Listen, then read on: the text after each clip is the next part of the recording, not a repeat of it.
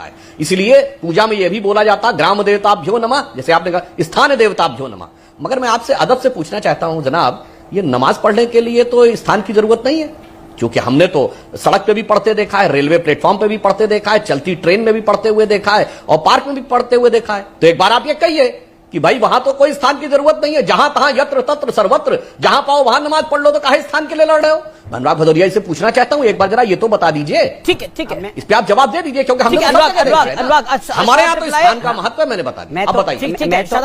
दोस्तों, आपने ये वीडियो देखा, इसमें ये बीजेपी का प्रवक्ता कह रहा है कि मुसलमानों को नमाज पढ़ने के लिए मसाजिद की ज़रूरत ही नहीं है। इस्लाम में कॉन्सेप्ट ही नहीं है नमाज का, बल्कि इस्लाम में तो ये है कि जहाँ जगह पाओ वहाँ नमाज पढ़ लो। तो इसका कहने का जो मकसद है, जो हिडन मैसेज है, वो ये है कि ज्ञान पापी मस्जिद को छोड़ दो, तुम्हें मस्जिद की ज़रूरत क्या है? जहाँ चाहो वहाँ नमाज पढ़ लो, जहाँ चाहो वहाँ सजदा कर लो। हमारे लिए भगवान मूर्ति में होते हैं तो ज़रूरत तो हमें है, हमारे यहाँ स्थान की वैल्यू है। जबकि सच्चाई अगर आप देखेंगे तो सच्चाई ये है कि नबी अकरम सल्लल्लाहु ताला अलैहि वसल्लम ने, शायद इसको पता नहीं है, ये इस्लाम पढ़ा ही नहीं है। इस्लाम पढ़ता तो आज मुसलमान होता अल्हम्दुलिल्लाह। नबी अकरम सल्लल्लाहु ताला अलैहि वसल्लम की हदीस है, मुस्लिम और बुखारी दोनों में गालिबन ये हदीस है कि नबी अकरम सल्लल्लाहु ताला अलैहि वसल्लम ने इरशाद फरमाया, जो शख्स अल्लाह की रज़ा के लिए मस्जिद बनाएगा, अल्लाह तबारक व तआला क़यामत के दिन जन्नत में उसके लिए एक महल बनाएगा। सोचने वाली बात यह है कि इस्लाम में अगर मस्जिद का तसव्वुर नहीं होता, मस्जिद की अहमियत नहीं होती, तो मस्जिद को बनाने के अजर में, बदले में अल्लाह इतना बड़ा इनाम क्यों रखता? और कुरान पाक में अल्लाह रब्बुल इज़्ज़त ने मसाजिद का जिक्र भी किया है और ये भी कहा है कि ये खालिस अल्लाह के लिए है, इसमें सिर्फ़ और सिर्फ अल्लाह की इबादत की जाए।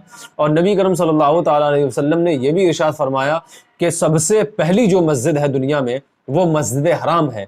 और सहाबा किराम ने पूछा, या रसूलल्लाह दूसरी मस्जिद? तो नबी करम सल्लल्लाहु ताला अलैहि वसल्लम ने इरशाद फरमाया, इस्लाम की दूसरी मस्जिद मस्जिद अक्सा है। सहाबा ने अर्ज़ किया, या रसूलल्लाह इनके बीच में कितना वक्फा है, यानी ये कितने समय के बाद बनी है?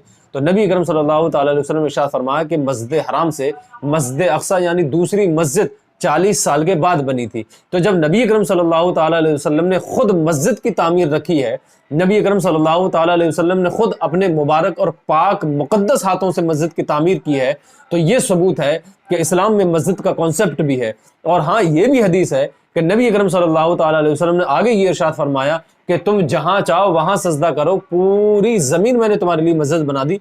ये हमारे लिए सहूलत है, न कि हमारे लिए सिर्फ ये बाउंडेशन है कि मस्जिद हर जगह है तो मस्जिदों को छोड़ दिया जाए। ये इसकी कम अक्ली की बुनियाद है। अब मैं दूसरा जवाब इसी का देता हूँ। इसने जो कहा कि हमारे धर्म में मंदिर की वैल्यू है, वहीं मूर्ति रखी जाएगी, वहीं पूजा करी जाएगी, लिहाजा हमें दे दिया जाए, इसका यही मकसद है, जो हिडन मैसेज था। तो मैंने तो भाई साहब ये भी देखा है कि बनियों की दुकानों में छोटे से भगवान रखे हुए होते हैं। मैंने तो ये भी देखा है कि मैं जब अपने यहाँ से किसी दूसरे शहर में जाता हूँ तो मुझे 1 किलोमीटर के रास्ते पर 10 पीपल के पेड़ मिलते हैं और हर पीपल के पेड़ के नीचे एक मंदिर होता है। तो भाई साहब, मंदिरों की जरूरत तो आपको भी नहीं है। आप तो दुकान में भी मंदिर बना लेते हैं, आप तो घरों में भी मंदिर बना लेते हैं, आप तो पेड़ के नीचे भी मंदिर बना लेते हैं। इसका मतलब मंदिर की जरूरत तो आपको भी नहीं है। धर्म का ज्ञान देने से पहले धर्म को पढ़ना सीखिए। आप अगर अपने यजुर्वेद और अपने वेदों को पढ़ेंगे, उपनिषद को पढ़ेंगे, गीता को पढ़ेंगे, तो आपको पता चलेगा कि आपकी किताबें खुद कहती हैं कि भगवान खुदा सिर्फ एक है।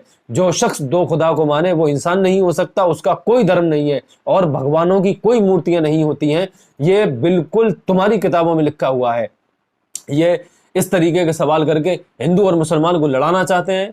जो बातें हिंदू धर्म कहता है उससे अच्छी बातें इस्लाम धर्म भी कहता है। दोनों धर्म आपस में मोहब्बत के साथ रहने की तरगीब देते हैं। इनकी बातों में आकर दंगे फसाद होते हैं और ये लोग चाहते ही यही है। शायद हिंदू और मुसलमान दोनों ये बात समझ गए होंगे कि ये हमें और आपको लड़ाना चाहता है। इसी पैगाम के साथ अस्सलाम वालेकुम, मिलते हैं अगले वीडियो में, तब तक के लिए खुदा हाफिज़।